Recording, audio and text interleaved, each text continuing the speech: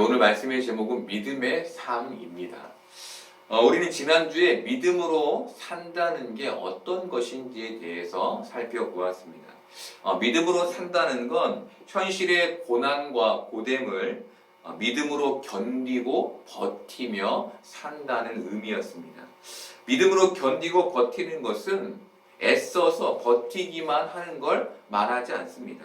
구원자 예수님을 기억하며 예수님처럼 그 시간을 살아내는 것을 말하는 것이죠.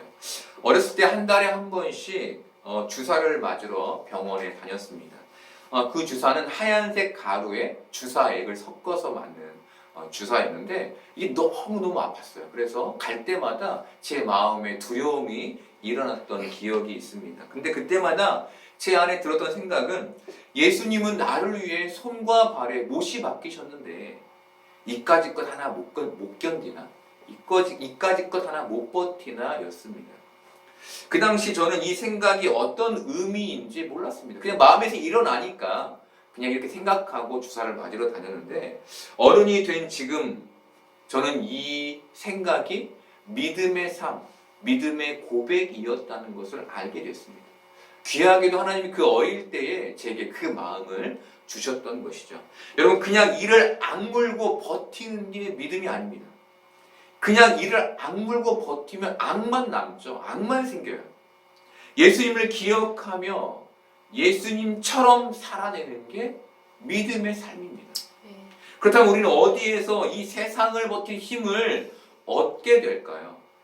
김창옥 강사는 이런 말을 자주 합니다. 그것은 고난과 고됨을 이겨내려면 우리 안에 이길 힘이 필요하다. 그리고 이렇게 말합니다. 우리가 고난과 고됨을 이겨내기 위해 필요한 힘은 누군가로부터 오는 인정, 누군가로부터 오는 칭찬에서 비롯된다. 그것으로 채워진다. 이렇게 말합니다.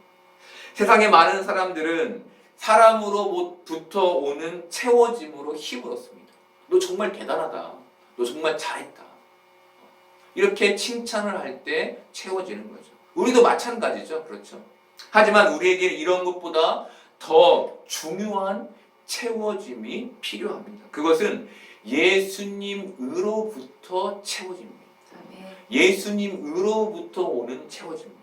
이것은 기독교인만 가진 특권입니다. 우리만이 그 힘의 능력이 무엇인지를 알고 경험할 수 있다는 겁니다. 우리는 사람들로부터 오는 힘을 넘어 예수님으로부터 오는 힘으로 살아야 하는 사람들인 것이죠. 사람들은 외부로부터 오는 힘 말고도 자신을 수양해서 세상을 살아갈 힘을 얻으려 합니다. 많은 종교가 이런 원리를 종교적 가치로 내세우죠. 너를 갈고 닦아 새 힘을 얻어라. 하지만 기독교는 아닙니다.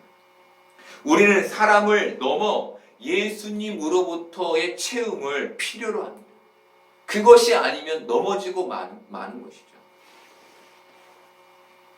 안타까운 건 믿음을 가진 사람들이 사람이 주는 채움, 그 인정, 그 칭찬에 멈춘다는 겁니다. 그걸 받고 거기에 멈춰서 이제 내가 힘을 얻었어. 다시 살아낼 수 있겠어 라고 멈춰버린다는 겁니다. 그 이후에 예수님으로부터 오는 힘의 채움을 받아야 되는데 거기서 멈춰버리는 것이죠. 그러다 보니 얕은 신앙으로 살아갑니다. 작은 돌멩이 하나에도 걸려 넘어지게 됩니다. 예수님으로부터 오는 그 채움을 받지 못했기 때문이죠. 깊은 신앙까지 나아가지 못했기 때문입니다. 여러분, 바울은 예수님으로부터의 힘으로 산 대표적인 사람입니다. 그는 깊은 신앙의 삶이 무엇인지를 알았습니다. 그래서 그는 빌립보 교인들에게 사람에게서 오는 힘, 사람의 능력으로 사는 힘이 아닌 예수님으로부터 오는 힘으로 믿음의 삶이 무엇인지를 그들이 깨닫기를 바랐습니다. 제가 오늘 본문을 묵상하며 궁금한 게 있었습니다. 그것은 바울이 빌립보 교인들이 믿음의 삶을 깨닫기를 바랐는데 이들이 변화하기까지 어떤 태도를 취했을까? 어떤 마음을 가졌을까? 였습니다. 수요일 저녁에 유퀴즈 온더 블록이라는 TV 프로를 보게 됐습니다. JYP의 수장인 박진영과 하이브의 수장인 방시혁이 나왔습니다.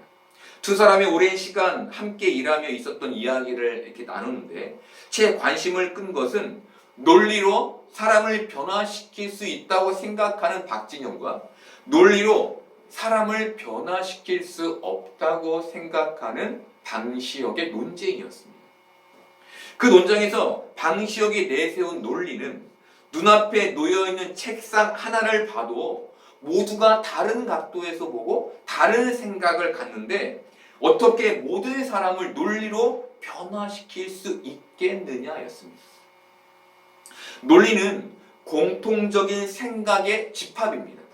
그런데 그 생각에 저항하는 누군가가 있다면, 그 생각에 동의하지 않는 누군가가 있다면 그것은 더 이상 그 사람을 설득시킬 수 있는 수단이 될 수 없는 것이죠. 그렇다면 논리로 사람을 변화시킬 수 없다면 어떻게 사람을 변화시킬 수 있을까요? 저는 기다림이라고 생각했습니다. 빌립보 교회를 향한 바울의 특별한 태도가 기다림이었다는 겁니다. 기다림. 박영선 목사님이 그의 책 믿음은 사람보다 크다에서 우리가 옳은 일을 할 때 옳고 그른 것만 생각하지 않고 옳게 만들기 위하여 우리가 어떤 마음을 가져야 하는지를 기억하는 것이 기독교의 신앙이다라고 말했습니다.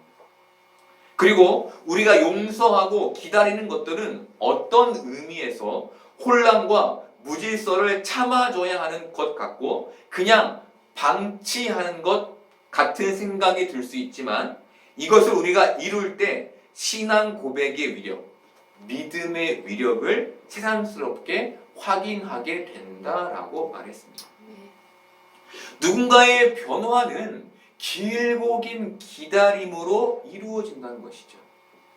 우리가 이사야서를 통해 보았던 것도 하나님께서 이스라엘이 그 죄악을 깨닫고 하나님을 하나님으로 섬기기까지 하나님께서 계속해서 기다리시는 것이었죠. 기다림은 성령님께서 상대방에게 역사하실 수 있는 시간을 줍니다. 이것이 기다림의 작용인 거예요. 그가 세상의 즐거움과 기쁨과 사람을 의지하며 살던 게 헛것이구나를 깨달을 때까지 기다리는 거예요. 그래서 그가 예수님으로부터 오는 채움을 갈망하기까지 기다리는 거예요. 그에게 시간을 주는 거죠. 중요한 것은 이 기다림이 상대방의 믿음이 아니라 내 믿음을 요구한다는 겁니다. 내 믿음. 성령님께서 상대방에게 일하실 거라는 믿음이 내게 있어야 내가 기다릴 수 있다는 거예요. 그 믿음이 없으면 다그치게 되죠. 너 빨리 바뀌어야 돼. 너 빨리 변해야 돼. 그런데 성령님께서 그 안에 역사하실 것을 내가 믿을 때 내가 그를 기다리게 된다는 겁니다. 나를 변화시킨 하나님이 당신도 변화시킬 수 있을 거야 라는 믿음을 말하는 거죠. 이것이 상대방이 알아주지 않는 긴 감내의 시간을 요구한다는 거예요. 이것이 바울이 빌립보 교인들을 향해 가졌던 기다림이었습니다. 여러분, 우리가 왜 인생에서 참고 인내해야 할까요? 왜 저 변화될 것 같지 않은 사람, 저 무례한 사람을 향하여 참아야 할까요? 인정받기 위해서? 돈을 벌기 위해서? 내가 이익을 받아야 되니까? 기독교인의 도리여서? 아닙니다. 이것이 믿음의 삶이기 때문인 겁니다. 예수님으로부터의 힘으로 살았던 바울은 빌립보 교회의 교인들이 예수님으로부터 오는 힘으로 살기를 바라며 기다린 겁니다. 내가 예수의 힘으로 사는데 너희도 예수의 힘으로 살아야 하지 않겠니? 그 믿음으로 기다린 것이죠. 여러분, 바울은 이 양면적인 믿음의 삶을 우리에게 보여주는 겁니다. 예수님으로부터 채움을 받는 그 능력의 삶과 함께 기다림이라는 무능력한 삶. 이 두 가지가 믿음의 삶이라고 우리에게 말해주는 거죠. 여러분, 우리도 예수님으로부터 오는 힘으로 이 땅을 버티며 살기를 바랍니다. 그리고 여기에서 멈추지 않고 누군가의 변화를 믿으며 기다리는 여러분이 되기를 바랍니다. 바울은 빌립보 교회에 예수님으로부터 오는 힘으로 사는 믿음의 삶을 강조하며 그들이 믿음 가운데 서기를 기다렸습니다. 그런데 4절부터 6절까지를 해서 자신의 육신적 특별함을 자랑합니다. 바울이 이렇게 자신의 육신의 특별함을 자랑한 이유는 7, 8, 9절을 말하기 위함이었습니다. 빌립보 교회에 영향을 준 유대인 기독교인들은 헬라파 유대인들이었습니다. 헬라파 유대인이란 히브리어를 쓰지 않고, 정통 유대인들은 히브리어를 쓰는데 히브리어를 쓰지 않고 헬라어를 쓰는 디아스포라 유대인들을 말합니다. 이들은 빌립보 교회에 믿음의 중요한 표식은 할례이다라고 전하고 다녔습니다. 이때 바울은 이들을 반박하기 위해 빌립보 교인들에게 자신을 히브리인 중에 히브리인이라고 말합니다. 이 말은 헬라 문화에 속해 있는 유대인으로 할례를 행해야 한다고 말하는 그들의 말과 순전한 히브리인인 할례가 필요 없다고 말하는 내 말 중에 누구의 말이 더 옳겠느냐는 의미였습니다. 너희에게 내가 정통이고 내가 진짜인데 너희는 내 말을 들어야지 다른 사람 말을 들어서는 안 된다라는 말을 한 것이죠. 그리고 바울은 이 모든 말 후에 자신이 정말 하고 싶었던 본론을 말합니다. 7절부터 8절 전반절까지를 보겠습니다. 그러나 무엇이든지 내게 유익하던 것을 내가 그리스도를 위하여 다 해로 여길 뿐더러 또한 모든 것을 해로 여김은 내 주 그리스도 예수를 아는 지식이 가장 고상하기 때문이라. 유익은 이익이라는 뜻이고 해는 손해, 손실을 가리킵니다. 바울은 자신이 자랑할 만한 육신적 특별함이 자신에게 이익인 줄 알았는데 그것이 아니었다는 말을 하는 겁니다. 예수 그리스도를 만나고 나니 그 이익인 줄 알았던 것이 손해임을 알게 됐다는 겁니다. 여러분, 이것은 대단히 중요한 변화입니다. 많은 사람들은 자신을 가치 있게 만드는 일을 이익이라고 생각합니다. 그래서 그 가치를 얻기 위해 노력합니다. 이게 모든 세상 사람들이 사회에서 하는 일이죠. 자신의 가치를 높여서 연봉을 올리는 것. 문제는 기독교인이 되어도 그 삶에 대한 생각이 바뀌지 않는다는 겁니다. 그들은 특별한 하나님의 은혜로 믿음을 갖게 됐음에도 불구하고 자신을 가치 있게 만들고 싶어하고 그것을 이익이라고 생각합니다. 그것이 하나님을 영화롭게 할 것이라고 생각합니다.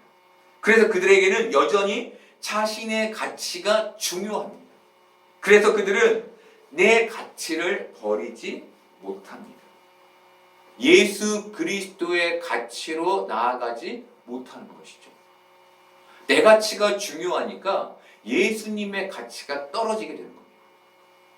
여러분, 바울은 세상에서 자랑할 만한 자기의 특별함을 가지고 있었고 이 가치는 아이러니하게도 하나님을 향해 있었습니다. 자기가 가지고 있는 그 가치가 하나님께 영광이 될 것이라고 믿었다는 겁니다. 소위 이런 겁니다. 누군가가 내가 의사가 되고 내가 판사가 되고 내가 높은 자리에 올라가면 하나님께 영광이겠지. 여러분, 이것은 하나님의 유익이 아닙니다. 내 가치죠, 내 가치. 내가 살기 위한 가치이지 하나님께 영광이 아닙니다. 바울도 그렇게 생각했다는 겁니다. 그런데 예수님을 만난 후 그는 그 가치를 버립니다. 왜냐하면 자신이 추구하는 가치가 자신에게 손해였기 때문입니다. 지금껏 바울은 자신의 생각으로 하나님을 가두어 두고 있었습니다. 이 말은 자신의 가치를 하나님의 가치인 양 여겼다는 겁니다. 내가 히브리인 중에 히브리인이고 바리새인이고 내가 공부를 많이 했고 이 모든 게 다 하나님께 영광이지 라고 생각했다는 겁니다. 그런데 그게 아니었다는 것이죠. 그것은 자신의 생각에 갇혀 있었던 것이었지 정말 하나님이 말씀하시는 가치가 아니었다는 겁니다. 그런데 하나님이신 예수님을 만나고 나서 그 가치의 개념이 바뀌게 된 겁니다. 그래서 바울이 자신의 특별함이 이익이 아니라 해가 됐다고 말한 겁니다. 나는 이것이 믿음인 줄 알았는데 그게 아니더라. 내가 지금까지 잘못된 것을 쫓고 있었더라. 오직 이익은 예수 그리스도를 알고 쫓는 것이더라 라는 말을 해주는 겁니다. 해로 여긴다의 그 여긴다라는 말의 뜻은 숙고하고 깊이 생각하고 비교하고 검토하여 확인해서 내린 판정이다라는 뜻입니다. 굉장히 심사숙고했다는 말이에요. 수십 년간 자신의 자랑과 자신의 특별함을 의지하며 살았던 그렇게 신앙생활을 해왔던 바울이 그것을 단번에 버릴 수 없었다는 겁니다. 정말 내가 만난 예수가 진짠가? 예수를 위해서 내가 쌓았고 자랑했던 이것을 정말 버리는 게 맞는가? 수없이 고민하고 생각하고 확인했다는 것이죠. 그런데 결과가 해로 나왔다는 겁니다. 내가 믿음의 이익이라고 생각했던 그 일들이 내 믿음을 가로막고 내 믿음을 깎아먹는 일이었다는 겁니다. 내가 지금껏 자랑으로 여겼던 내 혈통과 내 지식과 내 행동이 내 믿음을 깎아먹는 행동이었다는 겁니다. 이것은 지금 내 눈에 좋아 보이는 나의 가치, 나의 특기, 나의 출생 등과 비교할 수 없는 가치를 가진 예수님을 발견했기 때문에 알게 된 것이었습니다. 여러분, 대단히 중요한 내용이죠.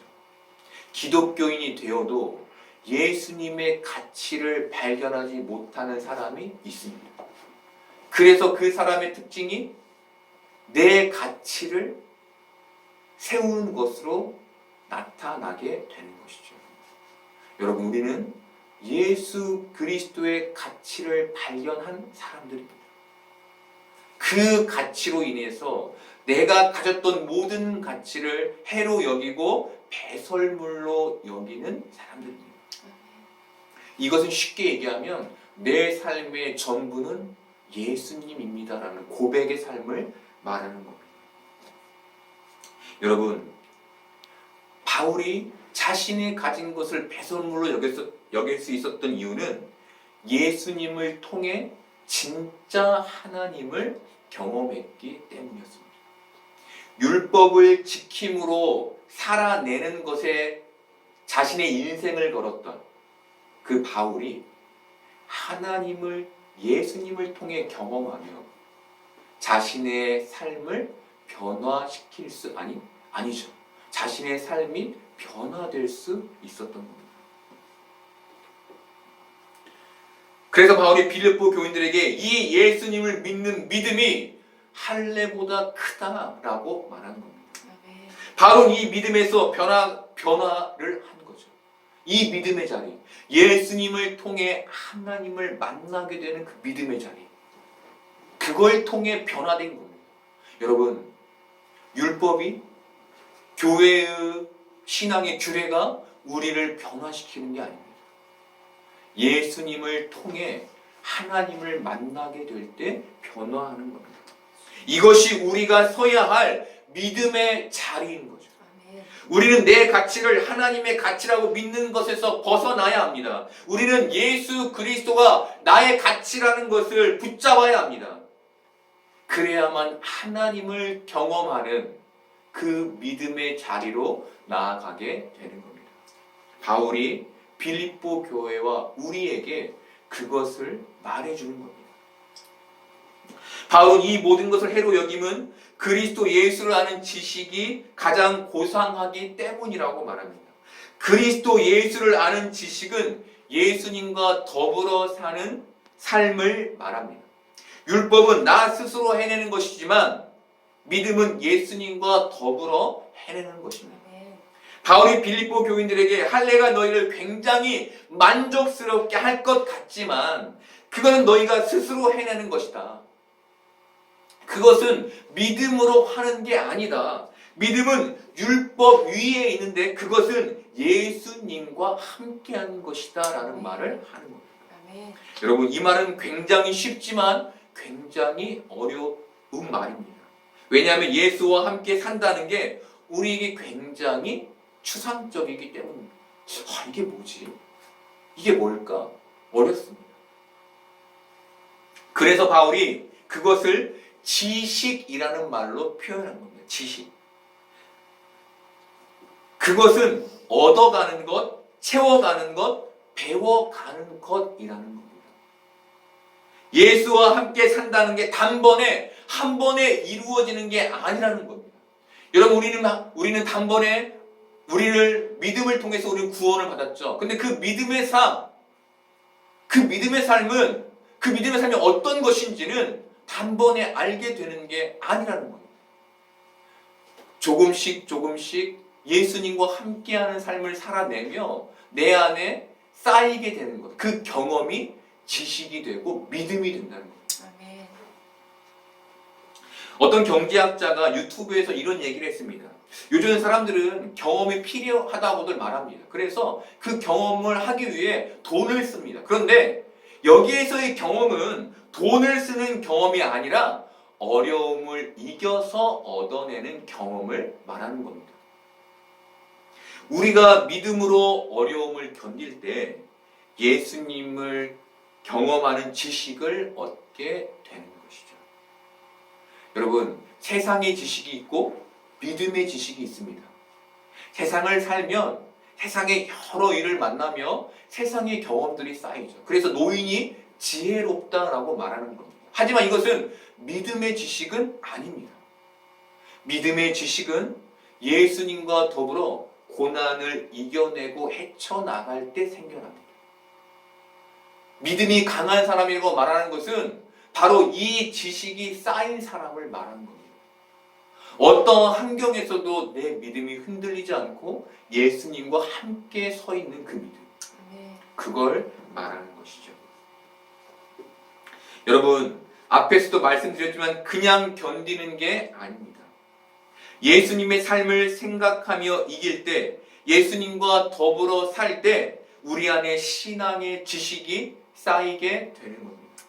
중요한 것은 우리가 이 신앙의 경험을 기준 삼지 않아야 하는 겁니다. 이 신앙의 경험을 율법 삼지 않아야 하는 겁니다.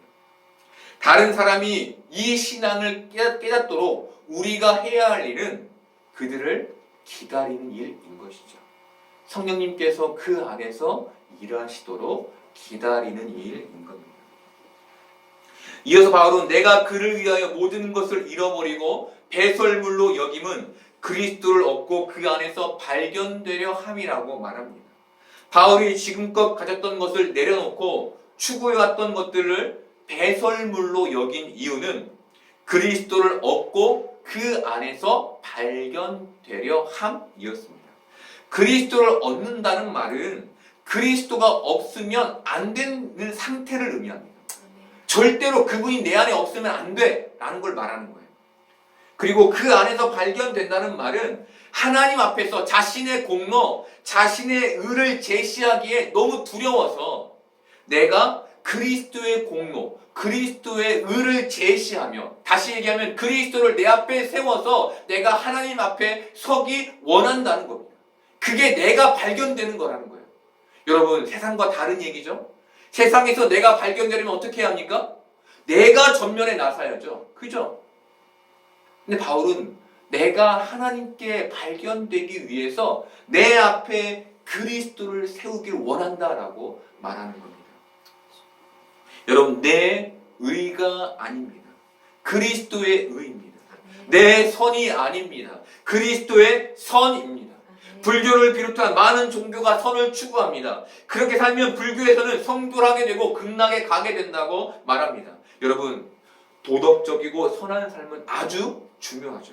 하지만 우리는 그 공로를 하나님 앞에 제시할 수 없습니다.